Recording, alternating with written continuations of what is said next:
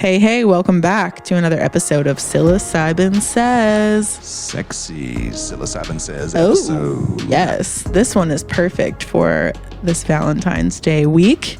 And every other week, really. True. Since humans don't have a mating season.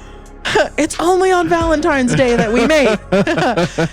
We're talking about sex and psychedelics thanks to a wonderful listener who submitted an excellent question, which just had us exploring for a full hour. So Thank you so much for that. Yeah. It's a delicate topic that we just dive right into, and I think you're going to get a lot of this conversation. It goes a little bit off on a tangent, but a very valuable tangent, and then it circles back. Yeah. So stay tuned till the end because it gets for real super juicy Courtney's towards the end. Wisdom. And yours, thanks to yours, I bring it back, circle back. So we're working as a team on this one. Indeed. So if you enjoy the episode, please do like it. If you're watching on YouTube, comment, let us know what you think. What are your experiences with sex and psychedelics and energy movement too? You'll see when you listen to the episode. If you're listening on iTunes or Spotify, definitely leave us a review. It helps so much. Yoga teachers, don't be mad. I was just don't hate. I'm not hating on you. It came out wrong. Yeah. Okay, that's all we'll say right now. So, all right, enjoy this episode. All right, talking about that thing once again. All right, and this is not because Courtney and I wanted to talk about sex on psychedelics. It's because we had a listener write in with a question. And in perfect timing because it's Valentine's Day time. Wow. So thank you so much for this question, Melody. beloved listener. Should we say your name? It's pretty... Wait, cut that out. What? I guess it's fine. It's just her first name. Exactly. I don't know. She's listening to the podcast out loud and, in her house and stuff. Okay. Anyway. We can respond to her email and let her know it's coming out in this episode. Yeah. Okay. I already did. Okay. Read the question. Read it. All right. This is a good one. So Melody asks, what about sexual drive with mushrooms? Why does my husband literally want to fuck the shit out of me every single trip? Every trip exactly the same for him. Complete sexual maniac. I don't want anything to do with sex when I trip, and I'm normally very sexual. Therefore, we rarely trip together because he gets frustrated when I don't want to mess around. It's a problem. LOL. But I genuinely don't understand why it affects him so much physically. Very little emotionally, because besides just love, of course. So when she says fuck the shit out of me, do you think she means anal? Wow. That's taking it to another level. I wasn't prepared for. We're just going to go there, y'all. This is, who knows where this conversation is going to go. We talked a little bit to prep for it about some of our personal experiences and history, but there's a lot here. There's a lot here for us. We've been together for almost 10 years now and have been eating psychedelics together ever since. So we got a lot of dirty deets. Yeah, we have a lot of loving. Yeah. So, Melody's question is kind of, there's many facets to it because there's more questions in order to answer the question. Yeah. Like, first thing that comes to my mind is, oh my gosh, sex on mushrooms. Can't personally imagine it. No. However, I know that there is a select portion of the population that loves that experience. But I do wonder, like, what's his dose when this happens? Like, how much mushroom consumption is there, and what's your dose when this is happening? That would be my first question. Yeah, dose is the first thing I'm thinking about, because even a microdose, or like that one church service here at the house where we did like 1/4 of a gram, and I was like on the floor in cold chills for like 30 minutes. there ain't no sex, ain't no having sex then. No, not sexy And time. that was a low dose, like 0.25 or something. So even kicking it up even higher, for me, it's a hard pass. It's like looking at like, I don't know, like a raw steak or something. I'm just like, you want me to do what with what? What? You want me to eat that? You want me to touch what? Yeah, when you don't even know like what your hands are or how to get water or like make it to the bathroom, it's that's a toughie to imagine. Yeah. But you've experienced in Jamaica some people who Yeah, there was let's hold off on that one because I want to ease into that one. That was one of the weirdest. Okay. Like how many weirdest nights of your life can you have? But that was a very weird fucking night. A lot if you're a mushroom minister.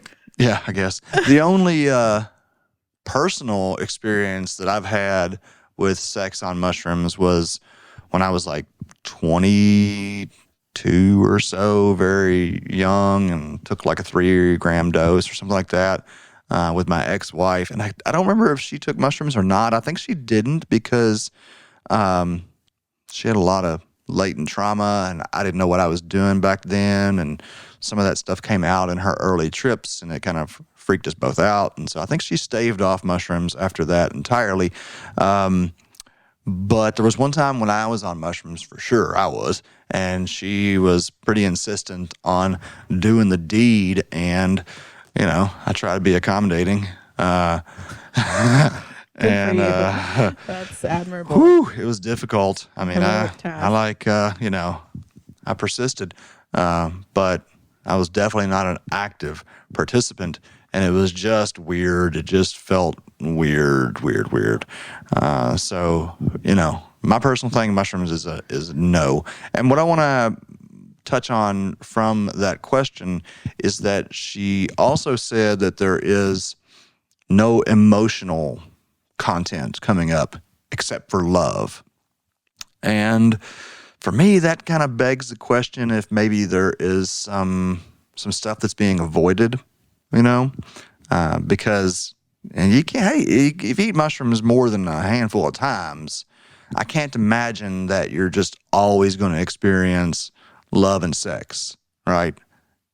Mm-hmm. Unless you are kind of, unless there's something that's kind of stuck, emotionally stuck, unprocessed. And while I am generally not the guy to talk to about chakras, it does beg the question of me if in that kind of sacral lower region, if maybe there is some kind of energetic block that the mushrooms are kind of pumping energy into or kind of accentuating the energy that's there.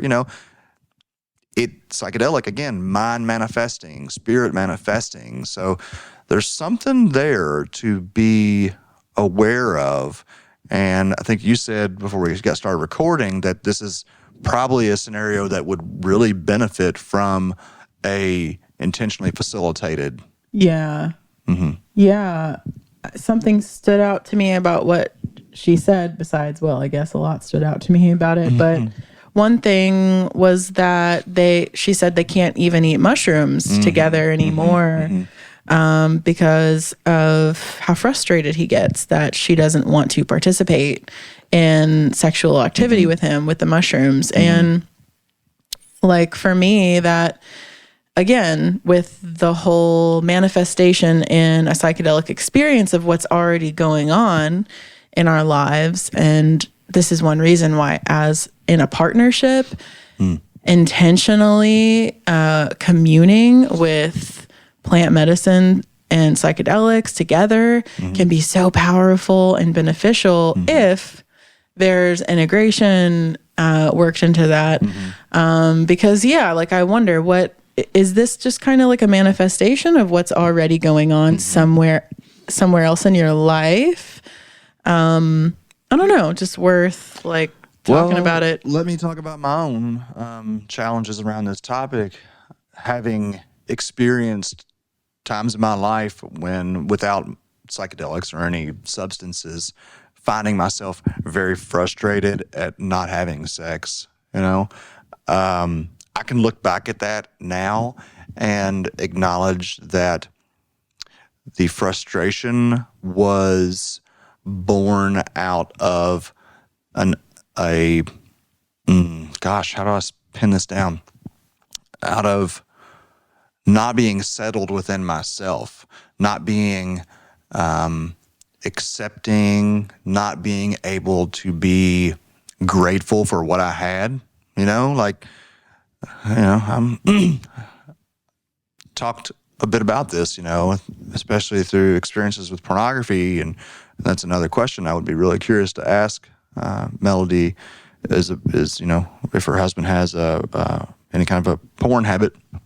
But, you know, there have been times in my life when we were very sexual, and yet if we didn't have sex, I would get very frustrated, even if we just did the day before or whatever.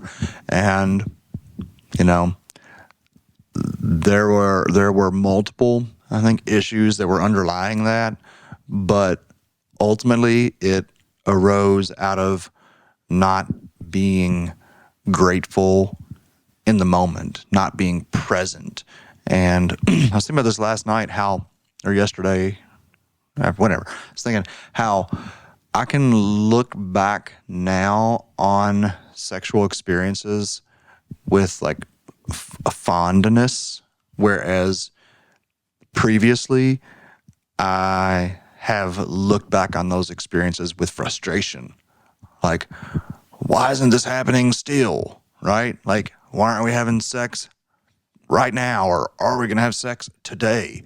And I suspect that there's more going on here than just a response to the mushrooms. I suspect that there is, and it's not a criticism, but, you know, probably more at play here than just a increased libido through mushrooms. I mean, for one, the vast majority of people are completely opposed to sex on a mushroom trip. And if frustration is the main emotion that's coming out of this encounter, rather than just a, you know, loving acceptance of things as they are, at least in my experience, that was from an unhealed internal conflict. Yeah, so that would be what, like, my response would be, is like, where else is this showing up for you, this feeling? And even if it's not in terms of the sex category of y'all's lives day to day, like, where else might this be showing up, this feeling? So yeah, no, I'm really grateful for this question. It's not one that comes up a lot, and love listeners writing in questions. We've got several more on deck that we want to keep coming back to. So please feel free to send us a message, particularly on Instagram. It's probably the best way to get a hold of us and send a message through, or emailing at psilocybinsays@gmail.com. But yeah, it really would take a more complete conversation with these two individuals to get to the deeper into it. Yeah, our More Than Integration coaches at Sanctuary do couples coaching and have couples packages. So something to consider. Yeah. Can we talk about sex on other psychedelics? Yeah. Ayahuasca. Hold on, baby. Let me purge. Oh, it's coming out the other end now. Oh. Yeah. I cannot imagine. Don't even want to. I'm sure there's people out there who love sex on ayahuasca. Surely, yeah. And I don't know much about microdosing ayahuasca, but I know that's a thing now. So not sure what the effects of that are really, but for me, that's just like ain't even going there. Not even close. Yeah. I mean, there's something really important we need to touch on, which is consent. And like even Melody's question, like, that's such a sensitive, engaging in psychedelics with ourselves and other people is such a vulnerable, sensitive experience. And even being like close to someone, like as in like within 6 feet of somebody can be really intense, let alone experiencing someone who wants to touch you can be really hard to even communicate that that's not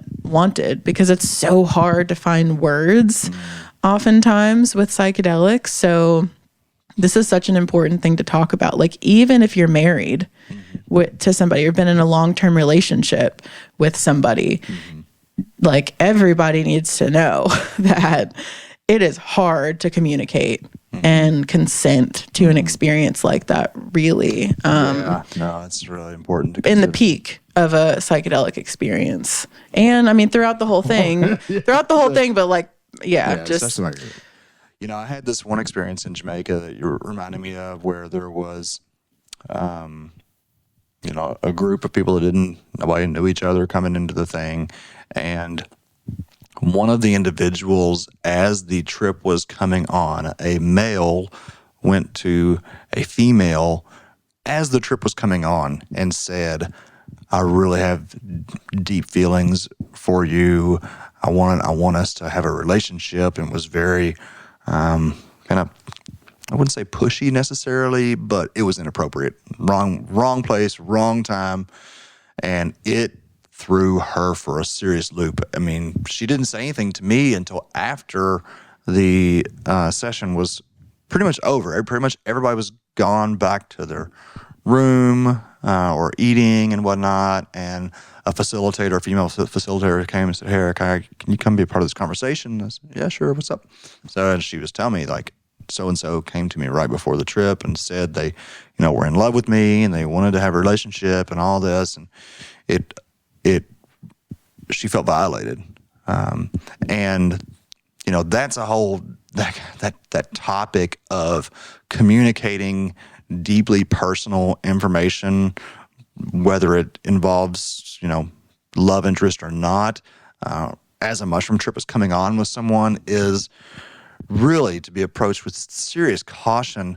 One of the things I try to always impress upon our ministers and clerics is that everything, every word said, every sound, the grass, the plants, the sky, the people, everything is an influencing factor.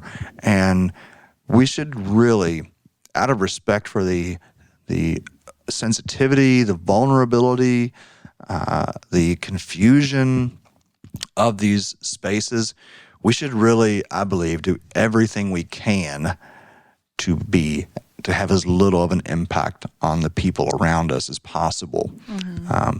There's a bit of a dance there, but, especially in terms of physical sovereignty and God, we just live in such a hypersexualized world where women are still so horribly objectified that even the most innocent comment could send someone off completely railing, Yeah. Mm-hmm. This is just one reason why we include the Mini 101 space holding course in our Myself Minister program for those who might be in the physical vicinity of someone having a mushroom communion. Mm-hmm. Yeah. And it's a big part of our code of ethics is talking about, just not necessarily sexuality, but relationships in the sacrament space. Big topic, a lot to explore there. Before we get into that aspect, the boundary dissolution and the bonding that occurs, LSD is not necessarily incompatible with sexuality for me anyway.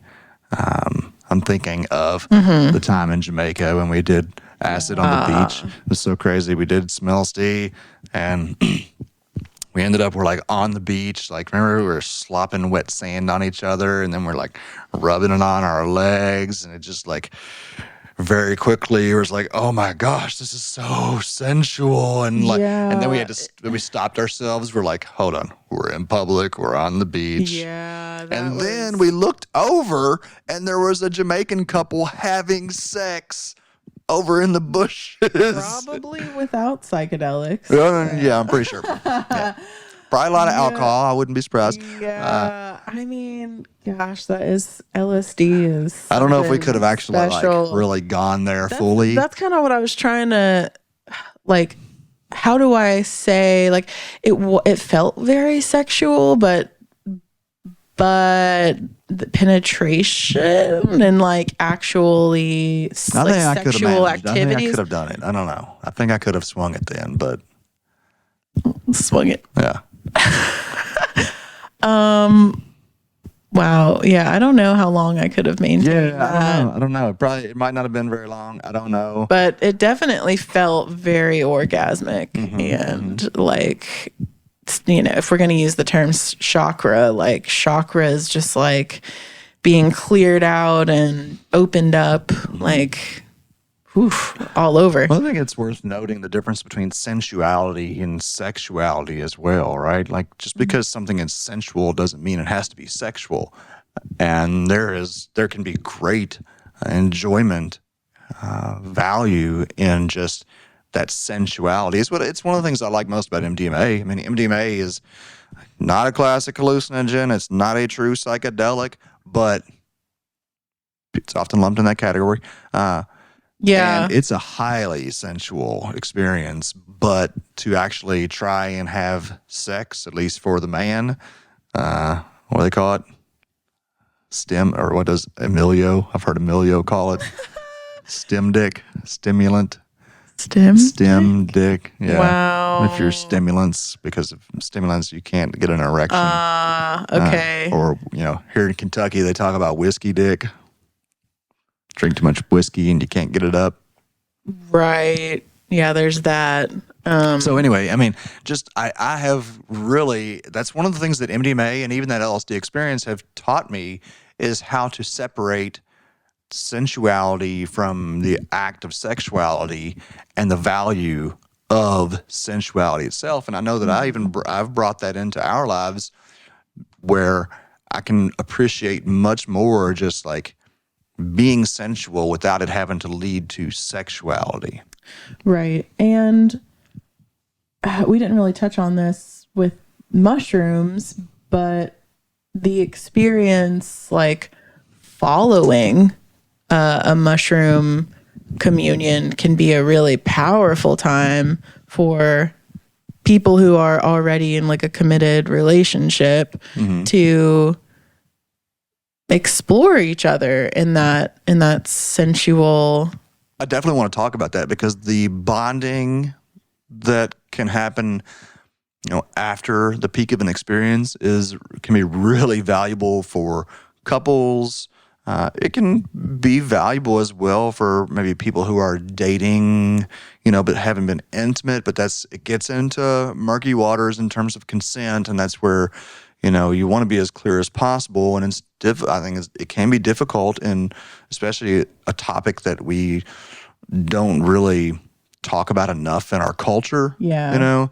But where I have seen issues with this, particularly on the retreats, and it's not been a lot, but I've seen it where, you know, maybe it's two single people, or maybe it's someone that's in a relationship that's really maybe not doing that well, and they have these powerful bonding experiences with someone else, and then it gets interpreted as sexual desire, or that's kind of the next step.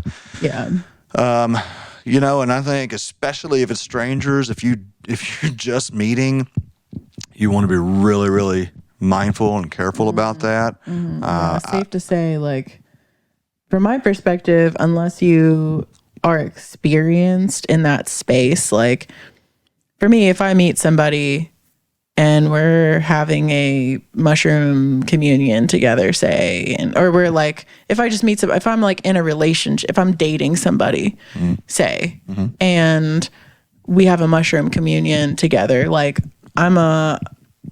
at this point in my life, with all that I know now and have learned now and experiences, I'm a hard no on sex, like immediately following on the same day as a mushroom communion. Get some sleep, wake up the next day, see how you feel. Right. It's still there. All right. Exactly. But when we're still in like that mushroom space, no, that's not. Yeah, it's just it's too challenging to communicate during that time. So if you're just getting to know somebody and the experience is new together, safe to wait. I've seen it cause real turmoil in relationships where, say, someone was maybe in a rough spot with their spouse. They met someone on a retreat. They felt this bond and this kind of infatuation, and then they go home and they can't stop thinking about that person who was on the retreat or whatever. And so there's real cause for pause in all this, and to take it slow. Yeah, and then there's the whole like protection piece and birth control and all that, which is pretty hard to navigate when you're tripping as well. I'm still just blown away. Ladies, men, please, for God's sake, I am utterly blown away. And this is a bit off topic, maybe, but how many stories I've heard from women about men that like ejaculated inside of them without permission, without asking, without conversation. What the fuck, guys? Stop. Control yourself. That you are willing to have that kind of an impact on somebody's life without any thought is absolutely baffling. So, bit of a side note, but maybe falls under the category of protection and contraception. I like to think you're preaching to the choir here, but it's, I've been it is shocking, astounded at the stories that I've heard from particularly your friends who have shared their experiences. I'm just like, what? Yeah, it's really completely unacceptable. Completely absolutely unacceptable. If you are somebody who really struggles with pulling out before getting consent, you might check out, like, there's tantric practices to help you. I mean, seriously, like, no, yeah, for real. It is like a matter of training, I think. I mean, is one thing. So you can practice controlling that. The impetus for that training, I believe, should come from a respect for the life of the person that you're being intimate with. Yeah. I mean, we know a number of women who are, taking care of children now that were just completely irresponsibly brought into this world. So anyway, it's a big tangent. Not on psychedelics. But still. Anyway, so yeah, sorry. We'll make that into a short an opportunity to make a PSA about all my homies out there that are just what the fucking. Yeah. Thanks. Good job. So anyway, so back to MDMA. Back to the bonding. I was thinking back to the bonding, not the bondage, but the bonding. Oh, okay, that's right. Because I think that's something that I know anyway. That is a part of the psychedelic experience that is not being talked about enough, and this is something that I have wanted to bring up for a while around the topic. Gosh, how far to go with this, because try it out. Well, what I'm thinking about, we were in a very unique situation in Jamaica with the opportunity to see how small groups of people relate when they are in close community and are regularly using psychedelics. And I think I can say that we saw bonds form and behaviors that would not have happened had mushrooms not been a part of the equation. I'm specifically thinking about the massive age gap between two employees that ended up, getting down on the reg.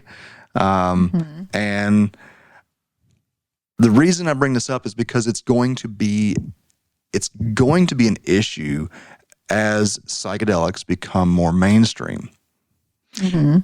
I believe it's going to be very challenging, particularly because we don't have a healthy framework to discuss this topic for the most part in our culture. It's going to be really challenging to navigate these conversations and these relationships as we have more and more people who are working together intimately and are regularly consuming psychedelics together, right?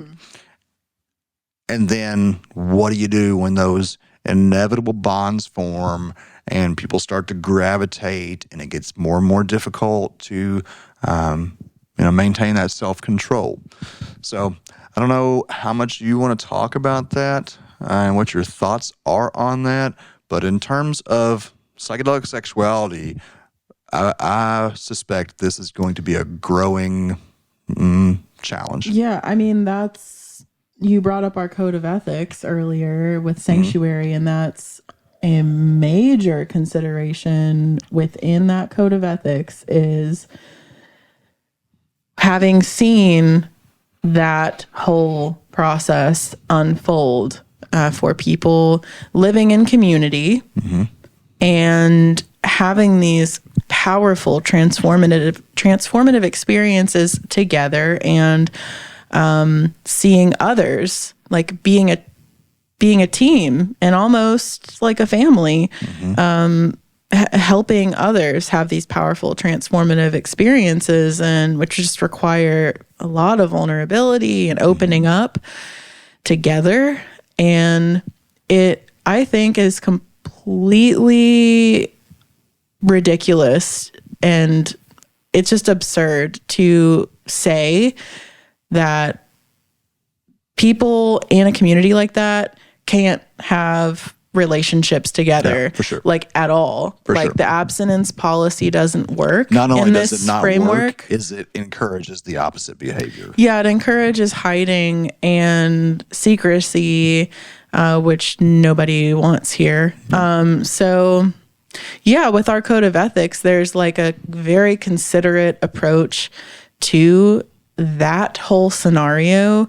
Being a faith-based community, a spiritual community, it's already really important for us. Like with Sanctuary, this thing we're building it for generations to come. This isn't just us like for the next 5 to 10 Not trying to years. make a quick buck.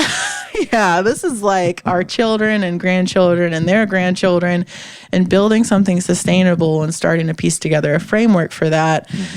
And living in community. And that's really like the goal sooner than later, to be building that. So yeah, we have like suggested timelines and methods of communication and talking it out when we're speaking of our clerics and ministers and people who are holding space for our community members, which we are gathering together regularly every single week, sometimes multiple times a week in the local community in Kentucky, and that's just going to grow around the country. So this is like people seeing each other regularly for years and years and years and years. So being vulnerable. Yeah, and like, God, I hope, you've already performed 3 weddings, and I would be so overjoyed. I will be so overjoyed seeing our members come together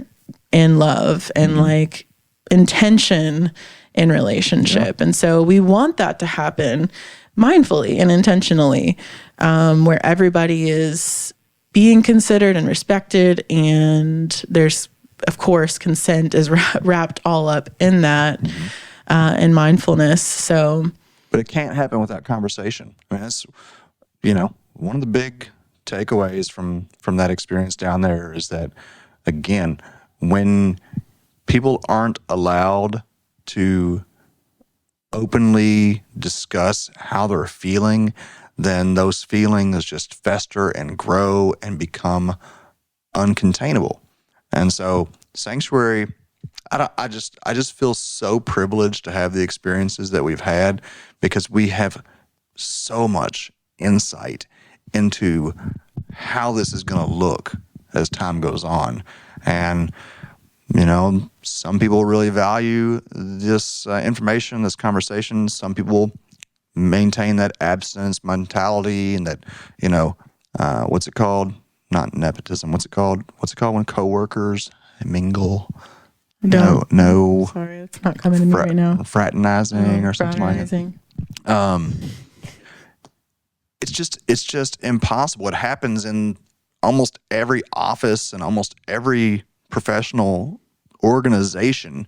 So you throw in boundary dissolving substances and it's going to happen even more. Yeah. So if we look at, let's just take a look at the Mazatec people.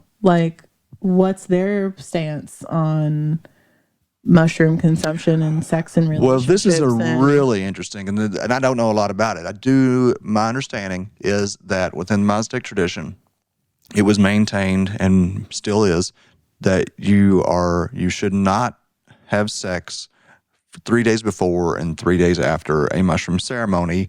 And the traditional knowledge or teaching around that is that if you do, then you will lose a lot of the healing that would come. Now, what my experience has been, especially after studying some of these tantric practices and Mantak Chia's work, is that it really is more about the energy, maintaining your level of energy. It's hard for most people, I think, to really conceive of.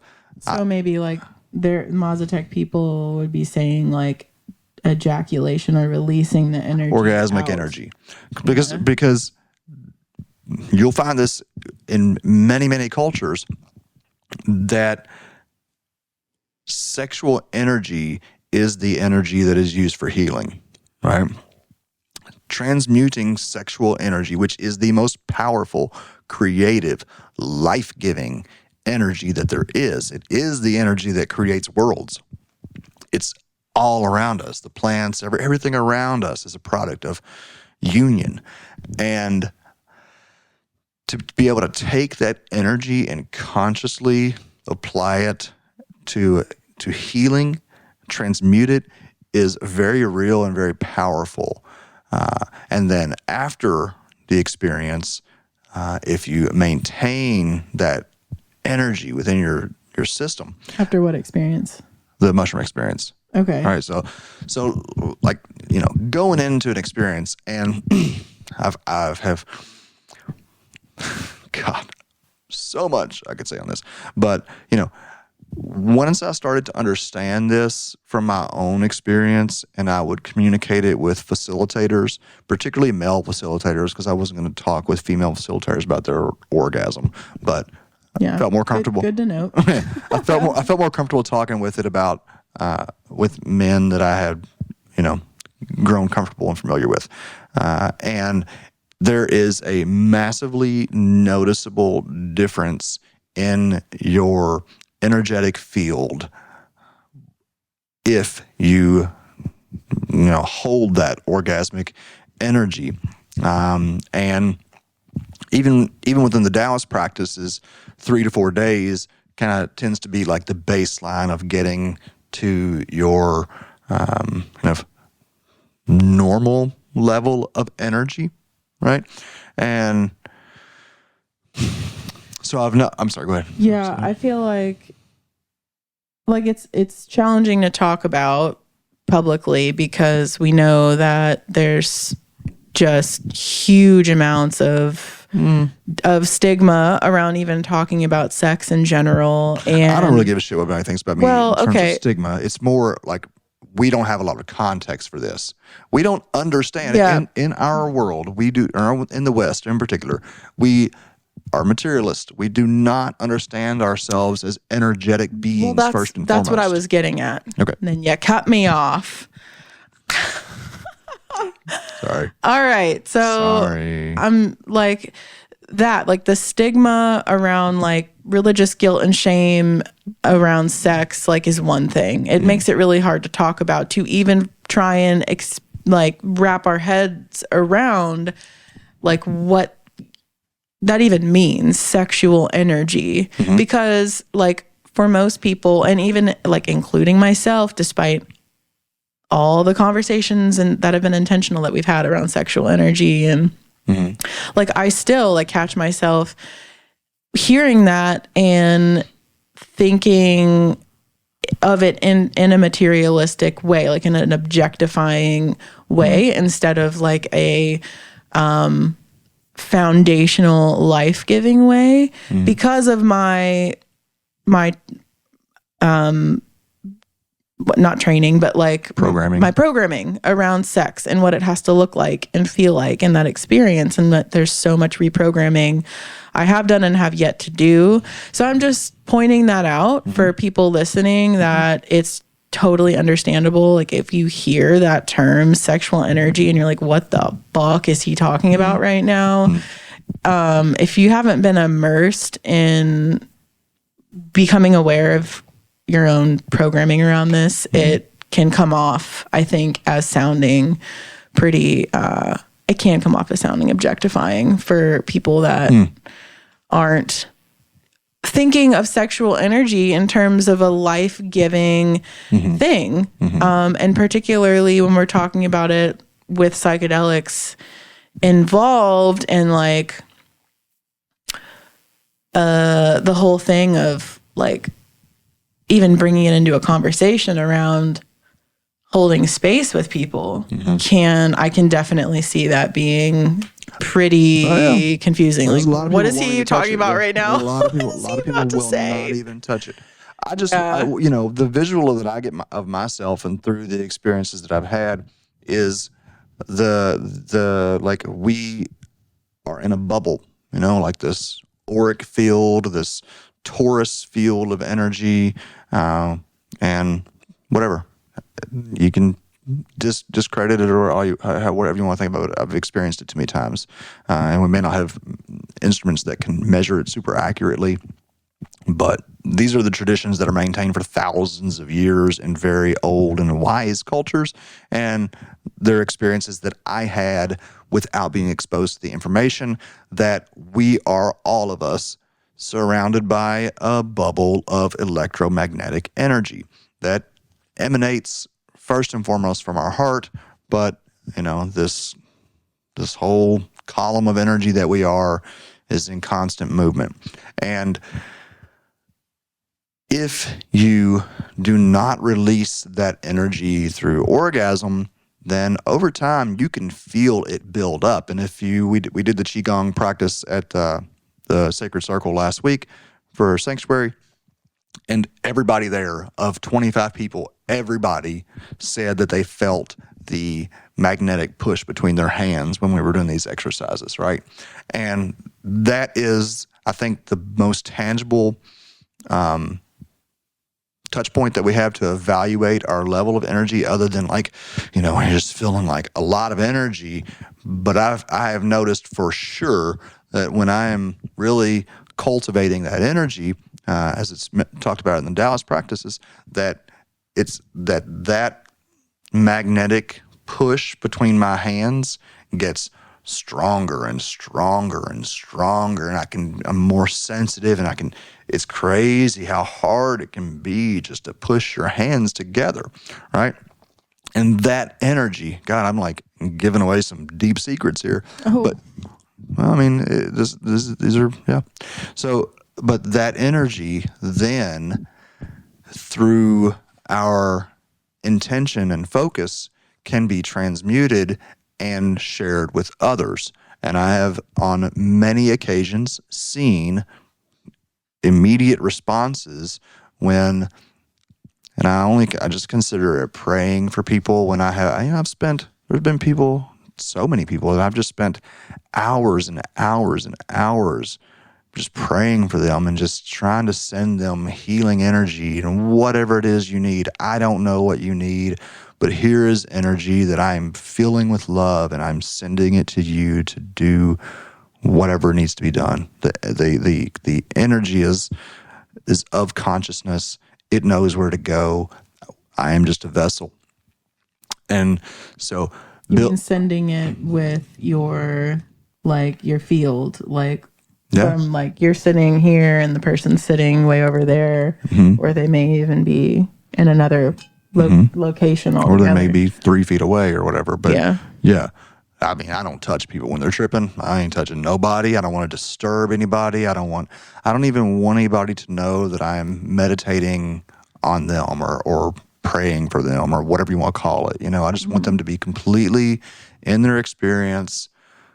They don't need to know. I know that this is pure intended love, and I don't know what you need to heal. All I know is that I can be a vessel and a channel for healing energy. And I know that one of the most powerful ways to accumulate that energy is through not releasing it, is through maintaining it in your system. So let me just finish that real quick. So building that energy going into a session for 3 days at minimum creates powerful force that can be utilized for healing. And then after the session, to again hold that energy, not release it through orgasm in particularly, allows it to really sink into you and become a deep part of your being, and just kind of completes the process, Yeah. But it's all about serotonin receptors.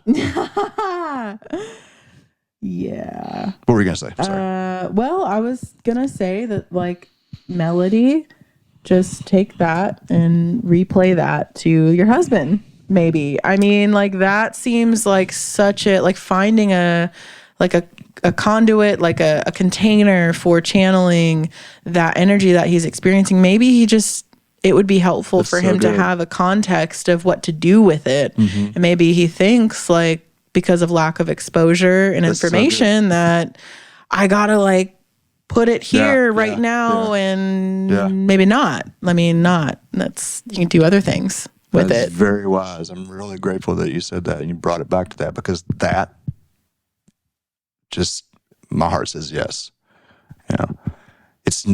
We're taught that having a powerful libido is a problem. I mean, and people want to talk about sex addiction and all this, and you're too horny, or la la la la la. And the truth of the matter is the higher your sex drive is, then the more potential you have to heal, to share that energy with others in a non-sexual way. And you can, that doesn't mean that you're going to be celibate. I mean, we have lots of good lovemaking. But I choose to, as much as I possibly can, I choose to maintain that energy and try to do other things with it in the world. And as I do that, I'm less obsessed or less, frustrated around not having sex, because I'm doing something with that energy. And God, it is just think about it like water or like air, right? Air fills a balloon, but you can't see the air. And energy is the same way, right? A battery holds a charge, but you don't see the charge. A magnet holds the energy, but you don't see that. And we are that. And what we give our attention to is where we are putting that precious energy. And not to harp on it, but just because it's such a thing, the objectification, the culture of porn, it is a vampire. It is sucking the life force out of people. And, as I contemplate what's next for me in life, I continue to come back to this subject being one of the most powerful for us to really take in as a culture and take in and apply into our lives so we can have healthier families, happier lives, healthier bodies, and just more fulfilled existence. Fulfillment is not self-gratification. Fulfillment is helping other people. And so, yeah, Melody, your husband can absolutely, I'm so glad you said that, to bring it back to that. He can absolutely take that powerful, wonderful energy, the energy that he has, and transmute it. And if you got immediately how to do that, you said that he has a lot of sensations of love. He feels a lot of love in the mushroom space. Just keep coming back to that love. While I don't really get into the chakra thing that much, just because it just my brain doesn't work well with it. I think all the yoga moms, sorry, yoga moms. Yeah. Maybe not the yoga moms, but the flaky yoga teachers. They're like, oh, your chakras out of line. That shit's real. I get it. It's real. I'm not discrediting it. I don't love, it's just like psychedelics when people turn it into a pop culture thing and it doesn't feel like there's a real substance to it. What I have been able to understand and experience deeply is what the Taoists call the Dantian. You have these three Dantian. You have your lower Dantian, your sexual center, your heart, mid, and then your head. And I can actually feel those when I get that magnetic push going. I can feel these locations. And so what I would suggest first off to your husband is to bring his awareness and his intention into his heart and just allow that love to radiate out. You can pull that energy if you are constantly in a state of sexual arousal. Then there is tangible, quantifiable energy that is down there. And you can, with intention, with breath, with attention, bring it up into your heart and radiate that out into the world. Yeah, that's so powerful. So powerful. I mean, and even in general, like with emotions, that's such a powerful thing to come back to, is like channeling that sensation, like I don't know, like back into the heart and like filtering it that way, like bringing it back to the heart and giving it like with love to the world, like purifying it, putting it back out there to people is really powerful. Just like thinking of, there was a couple days in this past week or so where I just had rough days and frustration energy that I didn't quite understand where it was coming from. And it wasn't really until I finally went to a Hatha yoga class that I was able to like move it and give it back to the world. And the teacher of the class, the non-flaky yoga teacher, she was great. All kinds of hate mail from the Yeah. I'm sure you weren't insinuating all yoga teachers are flaky. No. There's definitely some flaky yoga teachers out there. There's all kinds of flaky people. All kinds of flaky people.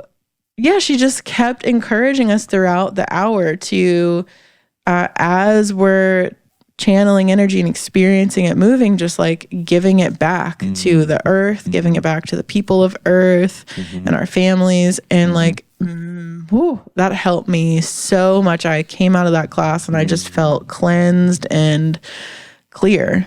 And then I bought an online yoga subscription that I still haven't used yet. And you felt different as well. I felt so different. So just in general. It's what I was actually just working on before we started recording this podcast, was talking about in the minister training some of the assessments looking through, and how, any energy, anything we encounter, like you encounter a dark negative energy or an evil energy or whatever you want to call it in the trip space, it can all be transmuted. It can all be transformed with unconditional love. And the more I understand that for myself and apply that to myself, then the more I'm able to share it with other people, and I want to share it. And I feel like I can like be in more challenging situations and just smile into it and transmute it. And I know that the longer I maintain my energy, that the more resilience I have in those scenarios and the more capability I have to absorb, love, and transmute it. Yeah. So, wow, Melody, thank you so much for this question. It has really opened me up into a conversation that I've been wanting to talk about a little more in depth. And hopefully it's provided some value to those of you who are listening. Again, we know this is a pretty sensitive topic, and there are some that won't touch it, but that's why we're here. Yeah. This gives a little bit more juiciness to Valentine's Day time. Yeah. Instead of just focusing on the box of chocolates and flowers to give to the person you love in your life, you could also give them a non-orgasm. Well, as you get into higher levels and practice with this, then you actually learn that you can take that energy and consolidate it within yourself. You can generate that energy through sexuality, and instead of releasing it, you can, kind of deepen it into yourself. And then after you get to a certain point where it's ready really to move, but we live in a world where we're kind of always being enticed to deplete ourselves of energy, spending hours and hours watching TV, or just realize whatever we give our attention to, we're giving energy to. And with that, I would like to say thank you so much for giving energy to us. We're going to take that and we're going to do our best to transmute that and turn that into a loving, productive, community-building energy, creating a better world. Yeah, I hope you really enjoyed this podcast. If you made it all the way to the end, thank you. Thank you so much. Thanks so much. Greatly appreciated. So. It really is a privilege to be not just this podcast. I mean, everything that we're doing, that call that I got off of last night after the first myself minister training call last night had 28 or so people on it. It just was, God, my heart today has just been like so full of joy and excitement and really visioning what it is that we're building with our energy, and looking back on our lives together and seeing just how impactful our energy has been. I'm really, really grateful, and I'm really grateful that you have continued to stick by me through it all. Yeah, me too. I'm envisioning continuing to put our energy towards our family and our community and just more of this. Yeah. So, thank you. I love you. Yep. Valentine's kiss. See you next time. Bye-bye.